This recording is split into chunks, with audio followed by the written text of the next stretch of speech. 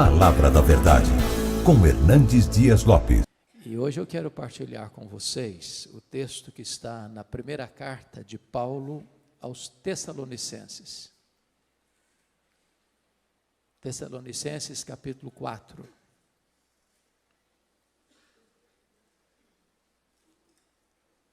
Dos versos 13 ao verso 18.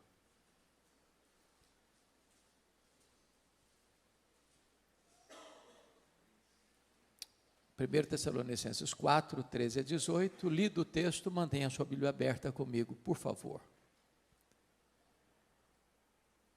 Não queremos, porém, irmãos, que sejais ignorantes com respeito aos que dormem, para não vos entristecerdes como os demais que não têm esperança. Pois se cremos que Jesus morreu e ressuscitou, assim também Deus, mediante Jesus, trará em sua companhia os que dormem. Ora, ainda vos declaramos por palavra do Senhor isto: nós, os vivos, os que ficarmos até a vinda do Senhor, de modo algum precederemos os que dormem. Porquanto o Senhor mesmo, dada a sua palavra de ordem, ouvida a voz do arcanjo e ressoada a trombeta de Deus, descerá dos céus. E os mortos em Cristo ressuscitarão primeiro. Depois, nós, os vivos, os que ficarmos, seremos arrebatados juntamente com eles entre nuvens, para o encontro do Senhor nos ares, e assim estaremos para sempre com o Senhor. Consolai-vos, pois, uns aos outros com estas palavras. Amém. Bom, o apóstolo Paulo, na sua segunda viagem missionária, esteve nesta cidade chamada Tessalônica. É uma cidade grega, até hoje uma das maiores cidades da Grécia, hoje com o nome de Salônica. E Tessalônica era uma cidade importantíssima, porque ela era a capital de uma província, ela era a capital da província da Macedônia. E Paulo passa por lá, planta esta igreja, uma igreja que vai se tornar uma igreja modelo para outras igrejas, e precisou sair às pressas, porque queriam matá-lo na cidade. Então, dali ele vai para Bereia. E nesta carta, Paulo trata muito especificamente sobre as verdades que nós chamamos de escatológicas, as verdades das coisas do fim. Por ser uma cidade grega, ela tinha forte influência da cultura grega. Esta carta é um clássico exemplo de que, em vez da igreja influenciar a sociedade, é a sociedade que está influenciando a igreja. Em vez da igreja imprimir no mundo o seu pensamento, o pensamento divino, à luz das Escrituras, é a cultura prevalecente que está influenciando a igreja.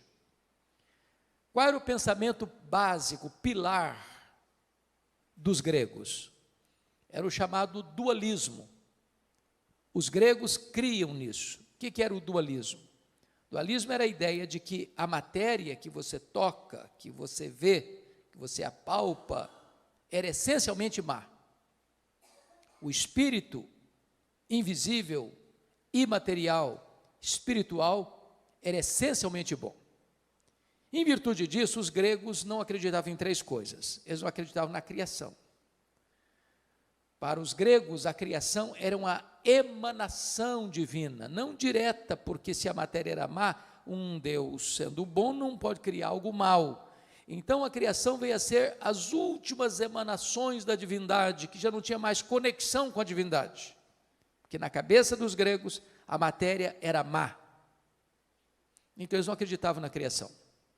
Claro, eles não acreditavam na encarnação, que para eles Jesus não podia ser Deus e homem ao mesmo tempo, porque já tinha um corpo material, e se para eles a matéria era má, ele não podia ser essencialmente bom. Se ele não podia ser essencialmente bom, ele não podia ser Deus. Então negavam também a divindade de Cristo, a encarnação de Cristo. Mas, finalmente, os gregos negavam a ressurreição. Na cabeça dos gregos, quando alguém morria, a morte era aplaudida por eles, porque na cabeça deles, a alma imaterial estava presa num cárcere, numa masmorra chamada corpo. Então, quando alguém morria, na cabeça dos gregos, aquela alma que estava prisioneira no cárcere chamado corpo, era liberta. Pensar em ressurreição para eles era um anticlímax, era um retrocesso, porque era pegar aquela alma que fora liberta na morte e trazê-la de volta para a prisão do corpo. Então os gregos não acreditavam em ressurreição. É por isso que quando Paulo pregou em Atenas, a cidade grega, capital da intelectualidade humana, ao ouvirem falar de ressurreição, uns escarneceram. Então, o que estava acontecendo aqui? Quando um crente morria na igreja de Tessalônica, era um desespero só, porque os crentes de Tessalônica, copiando o que estava acontecendo na sociedade, no mundo, eles não tinham esperança, não tinha cântico, não tinha celebração, não tinha convicção de céu, não tinha garantia de vida eterna. Olha comigo o versículo 13: não queremos, porém, irmãos, que sejais ignorantes com respeito aos que dormem, para não vos entristeceres como os demais que não têm esperança. Paulo está dizendo que o mundo não tem esperança, e os crentes não podem viver como o mundo sem essa esperança. Agora, o que ele está querendo dizer aqui com os que dormem? Com respeito aos que dormem, para não vos entristeceres como os demais que não têm esperança. E a pergunta que eu faço a vocês: o que é que dorme na hora da morte? É o corpo ou é a alma? O que é que dorme? E a resposta insofismável, categórica é o corpo que dorme. A alma não dorme. O seu corpo não sobrevive sem a sua alma, mas a sua alma sobrevive sem o seu corpo. Você não é um corpo que tem uma alma, você é uma alma que tem um corpo. Você e eu fomos feitos do pó, somos pó e voltaremos ao pó. Mas na hora da morte, a alma, que é o sopro divino, se desprende do corpo e se volta para o Senhor. O pó volta à terra como deu, o espírito volta a Deus. Agora, aquela dúvida dos tessalonicenses ainda é a dúvida de hoje. Porque a pergunta hoje que eu mais escuto com um pastor é essa: pastor, como é que vai ser na hora da morte? O que vai acontecer? O que acontece quando um crente morre? Vamos falar dos cristãos agora. E quando falo cristão, estou falando daqueles que nasceram de novo, que têm seu nome escrito no livro da vida, que são herdeiros da vida eterna. O que acontece quando um crente morre? Bom, se você perguntar isso para um ateu que não crê na eternidade, o que acontece quando uma pessoa morre? Ele vai dizer assim: bom, morreu, é só matéria, acabou, não tem mais nada. Se você fizesse a pergunta para um defensor do romanismo, da doutrina romana, ele vai dizer: gente, a pessoa não era tão má para ir direto para o inferno, não era tão boa para ir direto para o céu, morreu, vai para o purgatório. Fica lá sofrendo, purgando os pecados, não sabe se 1 ano, se 10 anos, se 100 anos, se 1000 anos, até os pecados serem purgados e aí poder entrar no paraíso. Não tem esperança nisso. Se você fizesse a pergunta para um espiritualista: o que acontece quando uma pessoa morre? Ele vai dizer: bom, morreu, desencarnou, reencarnou, desencarnou, reencarnou, desencarnou, num processo ad infinitum. Também não tem esperança nisso. Se você fizer a pergunta para uma outra vertente teológica hoje: o que acontece quando uma pessoa morre? Ele vai dizer para você: morreu, a alma fica dormindo, até a segunda vinda de Cristo, inconsciente. Bom, mas isso também não tem esperança. O que a Bíblia diz? O que a Bíblia diz? Quando um crente morre, a Bíblia diz lá em 2 Coríntios 5,8 que morrer é deixar o corpo e habitar com o Senhor. E o Senhor não está na sepultura dormindo. O que a Bíblia diz? Filipenses 1,23 diz que morrer é partir para estar com Cristo, o que é incomparavelmente melhor. E Cristo não está na sepultura. Cristo está sentado no trono. Ele está no céu, de onde intercede por nós. É por isso que Paulo diz: morrer para mim é lucro. Por exemplo, quando Jesus disse àquele ladrão que se arrependeu, na última hora, na 10ª hora, à sua direita, o que Jesus disse para ele? Em verdade te digo que hoje mesmo estarás comigo no paraíso. Bom, Jesus morreu naquele dia, seu corpo foi sepultado, e a sepultura não é o paraíso. Isso porque Jesus, antes de morrer, disse: Pai, nas tuas mãos entrego o meu espírito. Então, o problema dos tessalonicenses é que eles estavam vivendo sem esperança, influenciados pela filosofia e pela cultura dos gregos, deixando de experimentar e usufruir as verdades consoladoras das Escrituras. Mas uma pergunta que é muito comum fazer, e eu acho que todo pastor que está aqui já escutou isso tantas vezes: pastor, como é que vai ser lá no céu? Já que partir é para estar com Cristo, que é incomparavelmente melhor. Como é que vai ser lá? Nós vamos nos conhecer lá no céu?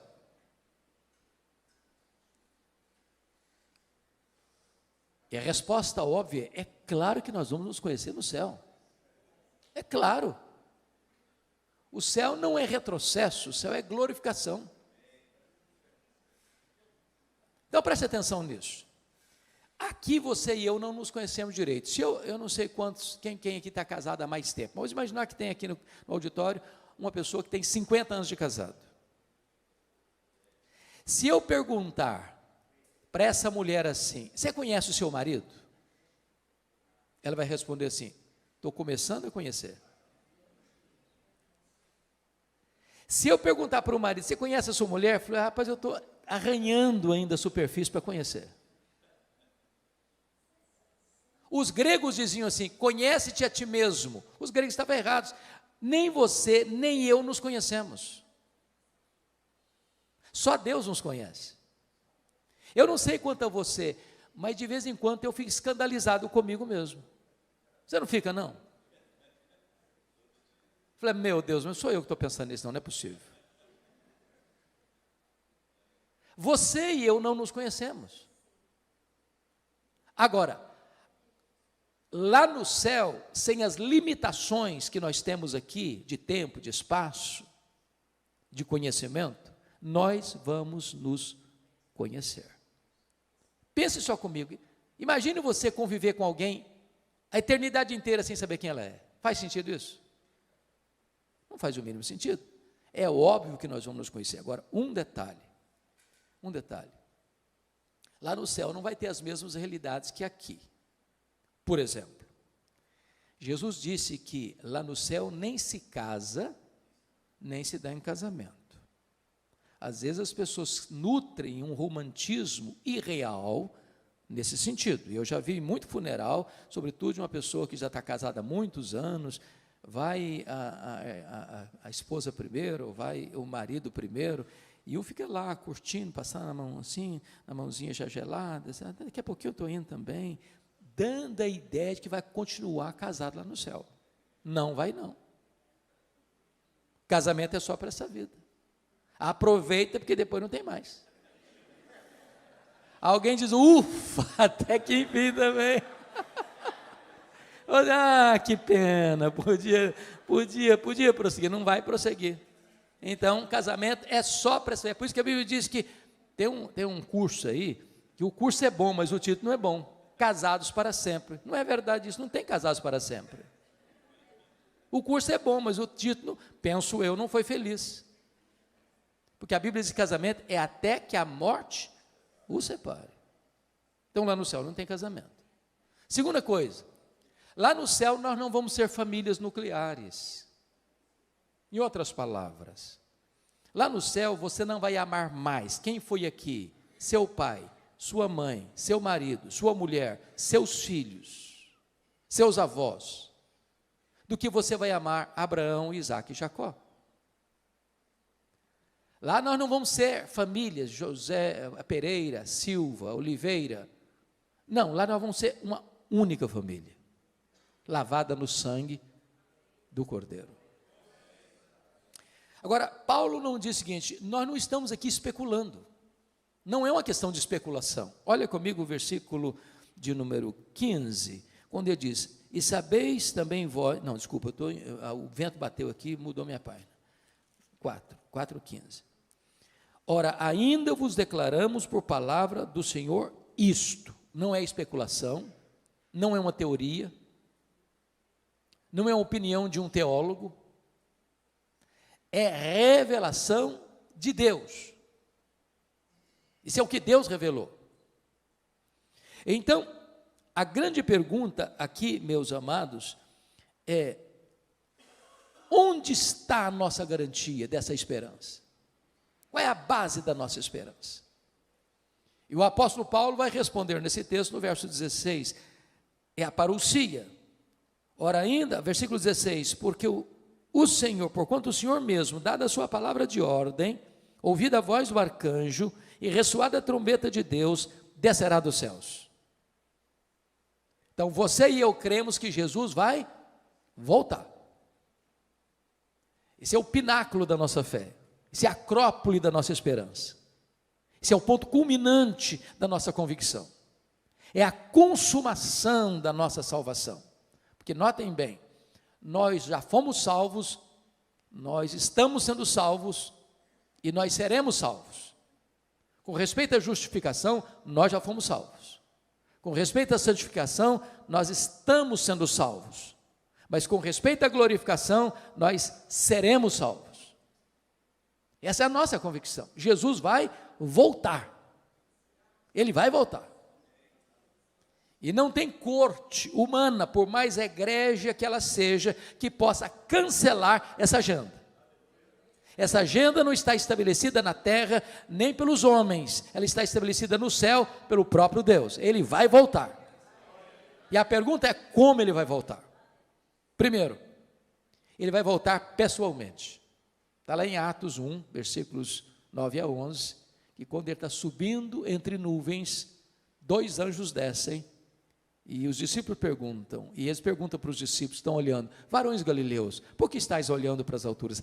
Esse mesmo Jesus que vi subir, do mesmo modo, descerá. Ele não vai enviar um embaixador, não será Gabriel, não será Miguel, não será um arcanjo, não será um querubim. Ele mesmo voltará pessoalmente. Segundo, como ele voltará? Ele voltará visivelmente. Lá em Apocalipse 1,7 diz que todo olho o verá, até aqueles que o traspassaram. O que significa isso? Até aqueles que o traspassaram.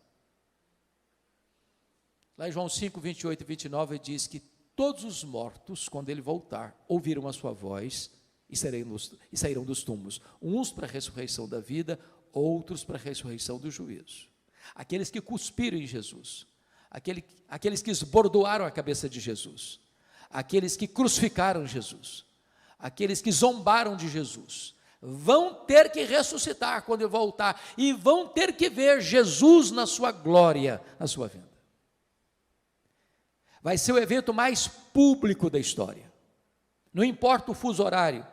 Agora é exatamente 10 horas e 6 minutos no Brasil, exatamente agora são 10 horas e 6 minutos da noite, lá no Japão.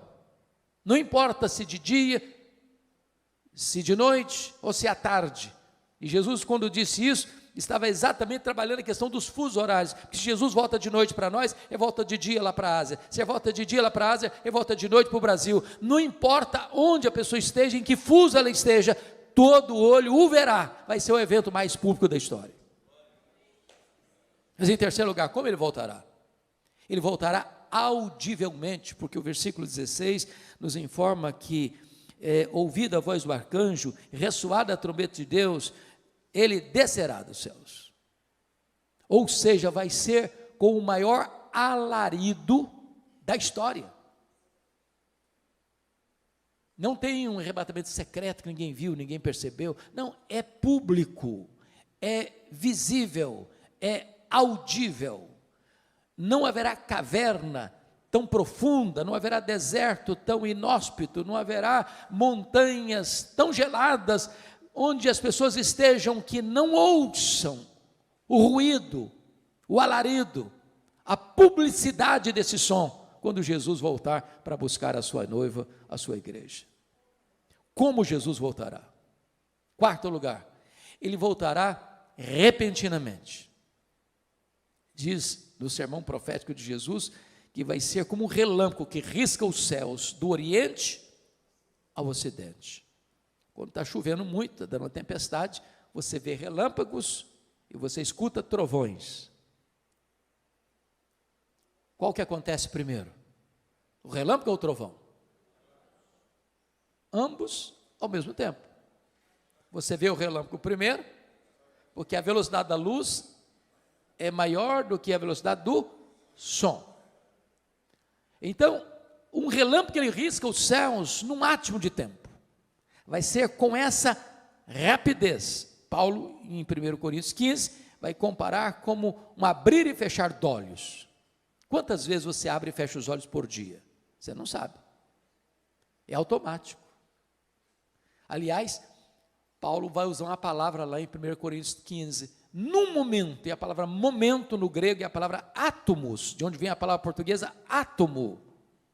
Vai ser com esta rapidez, o faiscar de uma estrela, o dardejar da cauda de um peixe, ou o abrir e fechar de olhos, que Jesus voltará. Sabe o que significa isso? Não dá para se preparar de última hora. Não dá para encher a botija de azeite na última hora. Ou você está preparado agora, ou você será pego de surpresa. Quinto lugar, como Jesus voltará? Ele voltará não só repentinamente, mas ele voltará também inesperadamente. Vai ser como um ladrão. O ladrão não manda um WhatsApp para você dizer, olha, tal dia, prepara um cafezinho, faça um pãozinho de queijo, que eu estou chegando na sua casa. Ele chega de que maneira? De que maneira? Inesperadamente. Você não está aguardando, você não está esperando, e ele chega. Sabe o que significa isso? A volta do Senhor Jesus não será um dia óbvio. Todos aqueles, irmãos, que marcaram a segunda vinda de Cristo, desculpem da expressão bem brasileira, quebraram a cara. Se frustraram. Porque a agenda não está na terra. É da economia da soberania do Deus Pai. Então preste bem atenção nisso. O que a Bíblia diz que se o chefe de família soubesse que horas que o ladrão chegaria, ele se prepararia e não permitiria que ele entrasse. Vai ser assim. Vai ser um dia comum. O dia que você levanta, vai trabalhar, se levanta, vai levar filho na escola, se levanta, vai fazer uma viagem, se levanta e vai ficar em casa mesmo. Não vai ser um dia óbvio, vai ser agora, está tudo indicando que vai ser hoje. Não vai ser assim. Penúltimo lugar, como Jesus voltará? 1 Tessalonicenses 5 diz que vai ser inescapável, uma volta inescapável. Vai ser como uma mulher grávida que está para dar à luz. Quando uma mulher está grávida, ela vai dar à luz. Não dá para dizer, está cancelada a gravidez. Pronto, agora não vai mais nascer nada. Não, vai nascer. É inescapável. Em outras palavras, não tem nenhuma autoridade na terra, por mais poderosa que ela seja, pode dizer, Jesus não voltará. Não, é inescapável, ele voltará sim. E ele voltará como o Rei dos Reis, como o Senhor dos Senhores, como o Juiz de vivos e de mortos. Ele voltará para estar assentado no trono e julgar as nações. Finalmente, como ele voltará? Ele voltará vitoriosamente. Ele voltará para matar o anticristo com o sopro da sua boca. Ele voltará para lançar no lago do fogo o anticristo e o falso profeta. Ele voltará para jogar o diabo no lago do fogo, para ser atormentado para toda a eternidade. Ele voltará para lançar no lago do fogo o inferno e a morte. Ele voltará para lançar no lago do fogo todos aqueles cujos nomes não foram encontrados no livro da vida. Ele voltará para colocar todos os inimigos debaixo dos seus pés. Ele voltará para reinar com a sua igreja para sempre e sempre e sempre. É uma vinda vitoriosa. Isso é um pilar da nossa esperança. Jesus voltará. E é curioso que Paulo diz assim, preste bem atenção nisso. Versículo 15. Ora, ainda vos declaramos por palavra do Senhor isso, nós os vivos, os que ficarmos até a vinda do Senhor. Paulo era o maior teólogo e é ainda considerado o maior teólogo da história do cristianismo. Mas ele esperava a segunda vinda de Cristo para os seus dias. Há muitas pessoas que hoje, do alto da sua sapiência teológica, dizem, não, esquece, vai demorar mais de 500 anos ainda, vai demorar mais de 1000 anos ainda. Nenhum de nós tem essa autoridade para dizer isso. Aliás, nós deveríamos estar na ponta dos pés, na linguagem de Pedro, na segunda carta, capítulo 3, aguardando e apressando o dia da vinda do Senhor, e dizendo, Maranata, ora vem, Senhor Jesus. Mas se nós temos a revelação como primeiro pilar da nossa esperança, se nós temos a parousia, a segunda vinda como segundo pilar da nossa esperança, em terceiro lugar, nós temos a ressurreição como terceiro pilar da nossa esperança. Compare aí o versículo 16 na parte B, onde diz, e ressoada a trombeta de Deus, descerá dos céus, e os mortos em Cristo ressuscitarão primeiro. A grande pergunta é, primeiro em relação a quem? Porque é uma vertente teológica que diz que ressuscitarão primeiro em relação aos outros mortos não crentes, mas não é isso que Paulo está tratando, não é disso que ele está falando. Ressuscitarão primeiro em relação aos que estiverem vivos, porque segue o texto, depois nós os vivos, os que ficarmos. Então preste bem atenção aqui numa coisa importante. Quando um crente morre, estou falando crente salvo, não é crente nominal, não deveria existir desespero, porque quando um crente morre, ele já começa imediatamente, está lá em Hebreus 12, que o espírito é aperfeiçoado para entrar na glória. Já imediatamente ele começa a desfrutar do céu, conscientemente, não fica dormindo, não fica num limbo, já começa a reinar com Cristo, conforme Apocalipse 20. Quando Jesus voltar, cronologicamente falando, aqueles que já estão lá com ele no céu, cujo corpo está na sepultura, dormindo, me dão nota de rodapé, abra um parênteses, eu fecho depois. Por que usa a metáfora dormindo, ou dormir no Senhor? Por que essa metáfora? Porque esse eufemismo é uma figura de linguagem para amenizar uma coisa. Em vez de você dizer assim, o cara morreu, aí você diz, ele dormiu no Senhor. Por duas razões. Porque quem dorme está fazendo o quê?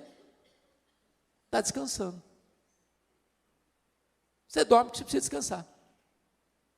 Apocalipse 14, 13 diz, bem-aventurados aqueles que desde agora morrem no Senhor, para que descansem das suas fadigas. Segunda razão porque usa a figura do dormir, porque quem dormiu vai acordar, se não acordou não dormiu, morreu. Significa o quê? Que a morte ela tem prazo de validade, vai chegar um momento que a morte vai ser interrompida pela ressurreição. Os mortos vão ouvir a voz de Jesus e vão sair dos túmulos, uns para a ressurreição da vida, outros para a ressurreição do juízo, dando claramente a entender que não vai ter duas ressurreições, uma de crente e outra de descrente, vai ser uma única ressurreição, de crentes e descrentes, ao mesmo tempo. Quando Jesus voltar. Bom, voltando então à ressurreição dos mortos, ele está falando de ressurreição dos mortos, primeiro em relação aos que estiverem vivos, porque aqueles que virão com Jesus, que estão lá desde Abel, voltarão com Jesus, aquela alma que já está glorificada, que já está reinando com Cristo, e agora este corpo que acabou de ressuscitar, com características específicas, corpo imortal, incorruptível, poderoso, glorioso, espiritual, celestial, semelhante ao corpo da glória do Senhor Jesus. Aquela alma agora então entra dentro desse corpo que está glorificado, agora sim a glorificação está plena, completa, e então estaremos para sempre com o Senhor. Os que estiverem vivos não podem subir do jeito que nós temos, um corpo mortal e corruptível. Então, 1 Coríntios 15 diz que seremos transformados e arrebatados com um corpo de glória, para estarmos para sempre com o Senhor. Mas a questão é, como é que vai ser o corpo da ressurreição? Paulo não trata aqui, mas Paulo trata desse assunto lá em 1 Coríntios capítulo 15. Eu queria que você fosse rapidinho comigo para lá. 1 Coríntios 15. Por favor, olha aí.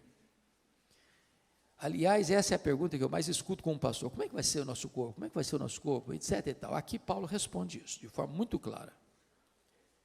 1 Coríntios 15, a partir do verso 35. Mas alguém dirá, como ressuscitam os mortos? Em que corpo vem? Paulo responde, ironizando com eles, insensatos, ou insensato. Ele está fazendo uma pergunta muito óbvia. E aí ele vai usar 3 figuras para mostrar para nós como será o nosso corpo. A primeira figura está no versículo 36, é a figura da semente. A segunda figura está no verso 39, é a figura da carne. A terceira figura está no verso 40, a figura dos corpos celestiais. Então vamos dar uma olhadinha nisso? O que Paulo está dizendo no versículo 36 é o seguinte, que quando um crente morre, o corpo dele é uma semente. Quando você semeia na terra uma semente de milho, de feijão, de soja, o que vai brotar dali tem a mesma natureza, mas não é a mesma coisa.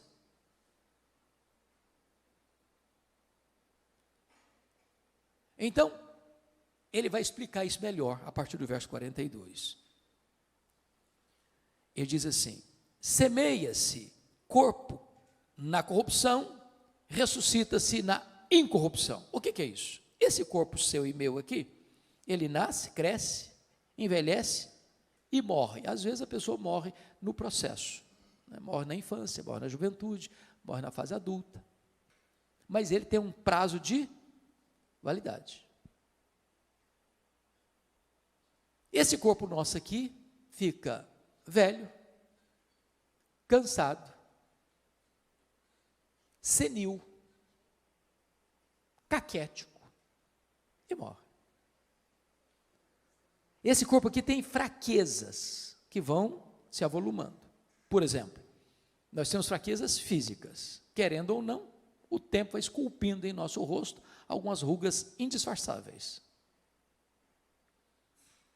Falando baixinho, as mulheres são mais espertas do que os homens. Elas driblam isso um pouco melhor com um bom cosmético. Às vezes se acorda de manhã, é um caos. Depois de um bom cosmético, vira um cosmos. Daqui a pouquinho a cirurgia plástica ajuda muito. Mas chega uma hora que ainda que o famoso cirurgião plástico Pitangui ressuscitasse dos mortos, não teria mais jeito.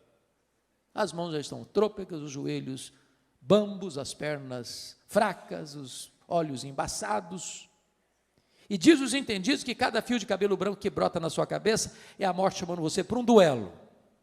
Eu acho que até um exército acampado ao meu redor. Temos fraquezas físicas. Os seus fugiram todos, mas a barba está aí para não deixar você escapar. Temos fraquezas emocionais. Há momentos na vida que você se desespera.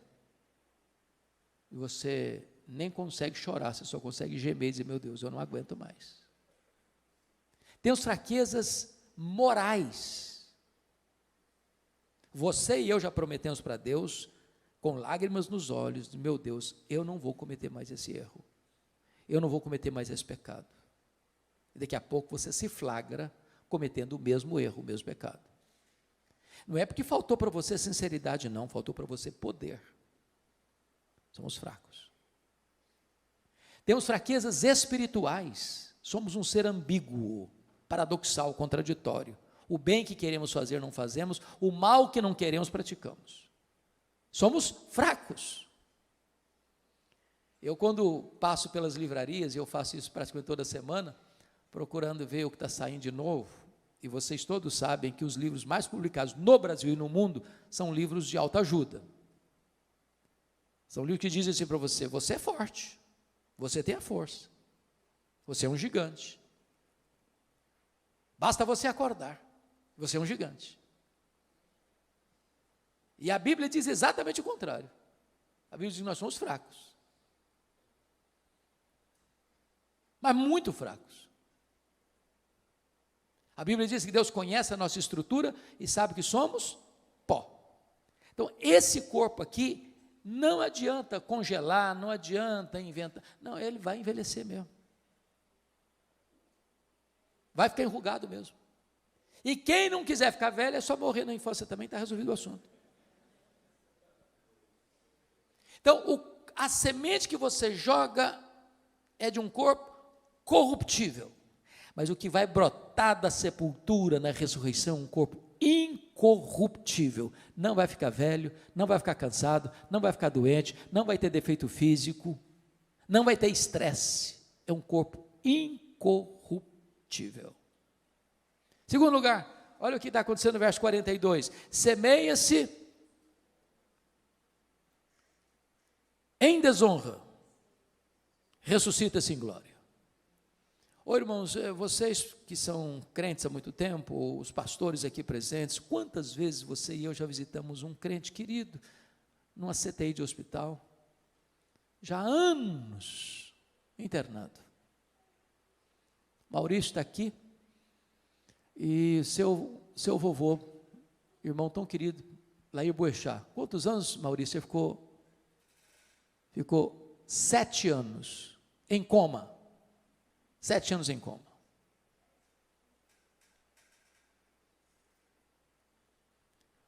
Muitas vezes eu já visitei ovelhas e irmãos fora do círculo da igreja local, que o corpo já estava caquético, encolhido, pele e osso. Desonrado pela dor, desonrado pela doença, desonrado pelos remédios tão pesados. Quando você joga aquele corpo na sepultura, ele está desonrado pela fraqueza, pela doença. Mas o que vai brotar daí é um corpo glorioso, glorioso. E Daniel, capítulo 12, diz que vai brilhar como sol no seu fulgor. Louvado seja o Senhor. Então fique tranquilo, você vai ter um corpo perfeito. O corpo da ressurreição não vai brigar nem com o espelho, nem com a balança.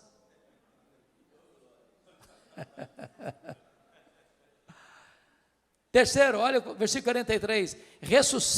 Semeia-se em fraqueza, ressuscita-se em poder.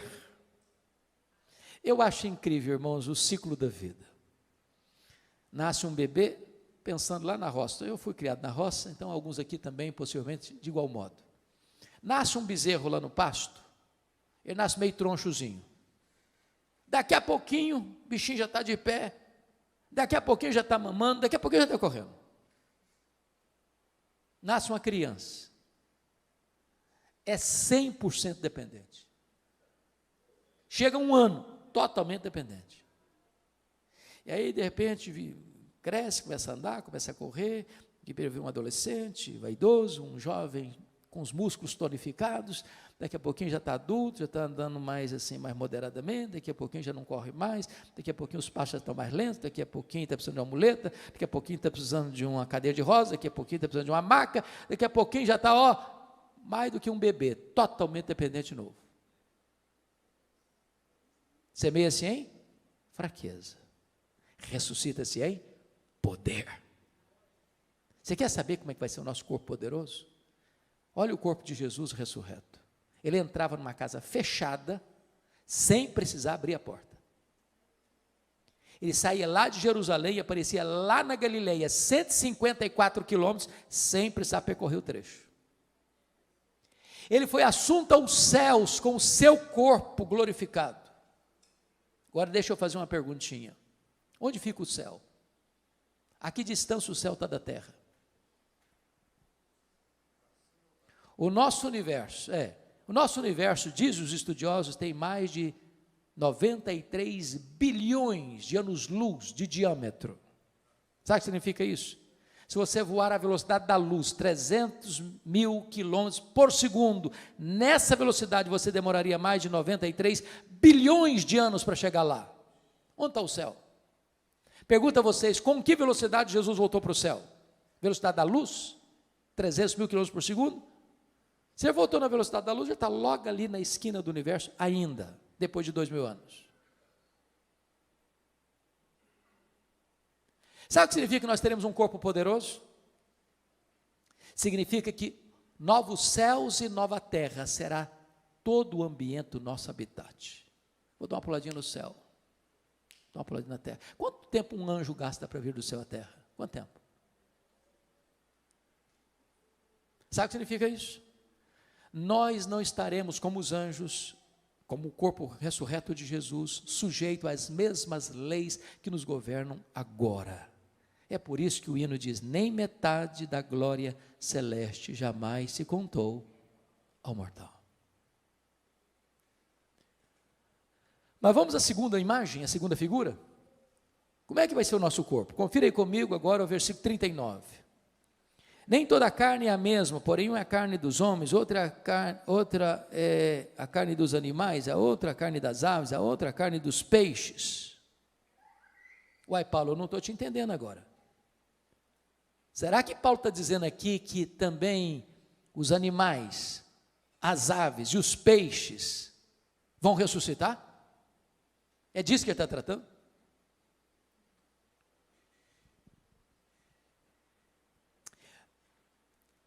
Convenhamos aqui, nós estamos vivendo uma época fascinante e ao mesmo tempo, para mim, complicada.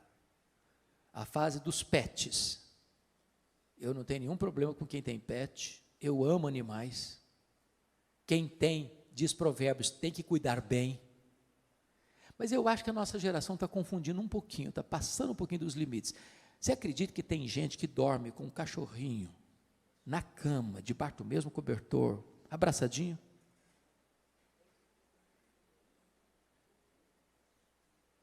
Eu estava num voo internacional há uns 3 anos, lá em Washington, vindo para o Brasil. E eu estou sentado e chega um casal muito bonito, um rapaz e uma moça, muito bonitos, com um cachorro grandão, sentado na minha frente. Daqui a pouquinho o rapaz disse assim para a moça, fique aqui que eu vou comprar uma Coca-Cola. O lugar que vendia Coca-Cola ficava a uns 10 metros de onde estavam sentados. Quando o rapaz saiu, a moça lascou um beijo na boca do cachorro, mas daquele beijo cinematográfico. E eu fiquei olhando isso, falei, meu Deus, mas é muito mau gosto dessa menina. Está doido, senhor?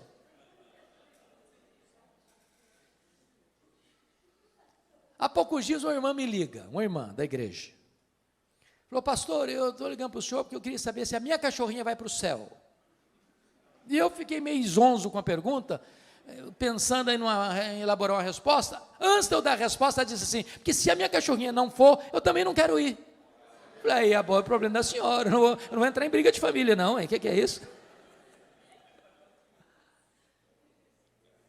Eu tenho um colega, pastor presbiteriano, calvinista, reformado, que foi fazer um casamento de uma ovelha dele, e ele não está sabendo de nada, o coitado, pego de surpresa.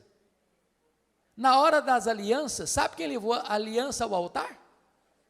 A cachorrinha da família. Mas está demais, está não?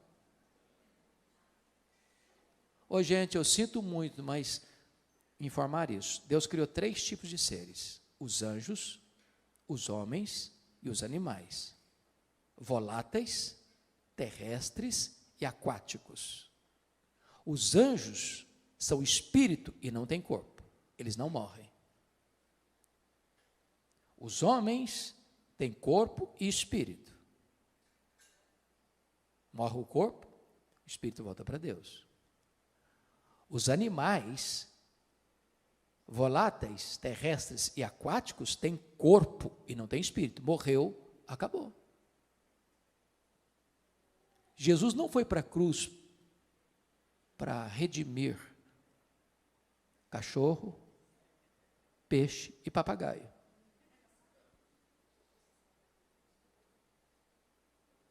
Está claro isso? Então, deixa eu ilustrar, para entender bem o que Paulo está dizendo. Um é a carne dos homens, outra é a carne dos animais, outra é a carne das aves, outra é a carne dos peixes. O que ele está querendo dizer? Então, eu vou ilustrar para você entender o que Paulo está querendo dizer. Imagine você que numa família que vai se perpetuar, essa família tem um cachorrinho de estimação, essa família tem um papagaio de estimação, e esta família tem um peixe lá no aquário de estimação, certo? Agora imagine você que morre o cachorrinho da família. Aí a família vai lá no quintal, abre uma cova profunda e sepulta o cachorrinho. 100 anos depois, morre o papagaio. A família vai lá na mesma cova, abre a cova, o que tem lá dentro? Pode quê? Pode cachorro. Sepulta o papagaio na mesma cova. 100 anos depois, morre o peixe. Ela vai lá na mesma cova, abre lá, o que tem lá dentro? Pode cachorro e pode papagaio, pode ave. Aí sepulta o peixinho lá dentro. 100 anos depois, morre alguém da família. Vai lá e abre a cova, o que tem lá dentro? Pode cachorro, pode papagaio, pode peixe. Aí sepulta a pessoa lá dentro da mesma cova. 100 anos depois, morre outra pessoa da família, vai lá e abre a cova. O que tem lá dentro? Pode cachorro, pode papagaio, pode peixe, pode gente, pode homem. E na hora que Jesus voltar, como é que vai ser? Está tudo misturado, é pó, tudo é pó, tudo é pó. Tudo é pó.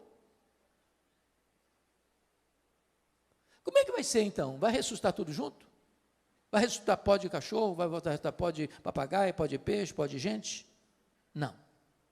O que Paulo está nos ensinando, um é a carne dos homens, outra é a carne dos animais, outra é a carne dos aves, outra é a carne dos peixes, mas quando Jesus ressuscitar, só pó de gente vai ouvir a voz dele e sair do túmulo. Pastor, como é que fica esse negócio de cremar? Vai comprometer a ressurreição? Eu pergunto a vocês, o que aconteceu nas Torres Gêmeas do dia 11 de setembro de 2001? 3.000 graus centígrados, viraram pó.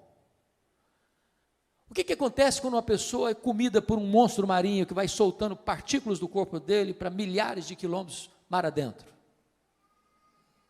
Quando Jesus voltar, todos vão ouvir a sua voz. Não importa se apenas uma partícula de pó, o Senhor que criou o universo sem matéria pré-existente é poderoso para ressuscitar o seu corpo de maneira incorruptível, imortal, poderosa, gloriosa, espiritual e celestial. Mas deixa eu terminar. A última figura que Paulo usa está aí no versículo 40. Também há corpos celestiais e corpos terrestres. Sem dúvida, uma é a glória dos celestiais e outra dos terrestres. Uma é a glória do sol, outra é a glória da lua, outra é a glória das estrelas, porque até entre estrelas e estrela há diferenças de esplendor, pois assim também é a ressurreição dos mortos. O que Paulo está querendo ensinar com aqui? Eu creio, pastor, que ele está falando aqui daquilo que nós chamamos de galardão. Todos vão brilhar, mas nem todos vão brilhar com a mesma intensidade. Uma é a glória do sol, outra é a glória da lua, outra é a glória das estrelas, porque até entre estrela e estrela há diferença de esplendor. Assim também é a ressurreição dos mortos. Está lá em Daniel 12, que quem a muitos conduzir a justiça brilharão como o sol no seu fulgor. Eu acho aqui para nós que tem alguns crentes que vão chegar no céu meio lusco-fusco. Está escrito lá em 1 Coríntios 3, versículos 11 a 15, que ninguém pode lançar outro fundamento além daquele que já foi posto, o qual é Cristo Jesus. E eu, como prudente construtor, edifiquei sobre o fundamento. Agora, quando se edifica sobre o fundamento, você tem que escolher o material. Tem gente que escolhe material nobre, como ouro, prata e pedras preciosas. Outro vai construir com material perecível, como madeira, palha e feno. O fogo provará a obra de cada um. Se a obra de cada um provada pelo fogo permanecer, esse receberá galardão. Mas se a obra de alguém que construiu sobre o fundamento com material perecível e vai ser consumido pelo fogo, esse vai ser salvo, como que através do fogo mas não receberá galardão. Tem crente que vai entrar no céu com cheiro de fumaça.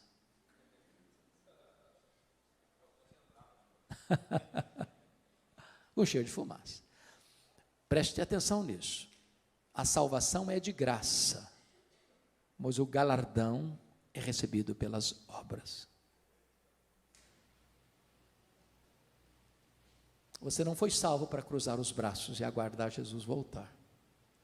Você foi salvo para servir, para ser um canal de bênção, para ser um embaixador das boas novas, para ser um ministro da reconciliação, para levar a esperança da salvação para outras pessoas.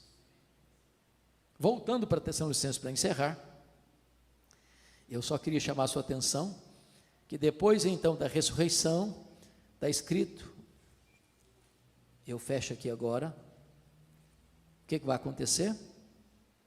E depois nós, os vivos, os que ficarmos, seremos arrebatados juntamente com eles entre nuvens para o encontro do Senhor nos ares, e assim estaremos para sempre com o Senhor. Então, revelação, parousia, ressurreição, reunião. E ele termina dizendo: consolai-vos, pois, uns aos outros, com essas palavras. Ele começa com uma igreja triste, sem esperança, por não conhecer a verdade, e ele termina com consolo, dizendo: agora vocês que foram instruídos na verdade, sejam agentes de consolo para as outras pessoas. Meus irmãos, consolo não é uma coisa que vem de dentro, não é autoajuda. Consolo é aquilo que emana de cima, que emana das Escrituras, que procede da verdade de Deus. Se nós cremos nisso, então não temos motivo para ficar desesperados. Nós temos motivo para sermos consolados e nos tornarmos em consoladores para outras pessoas. Que Deus nos abençoe. Amém.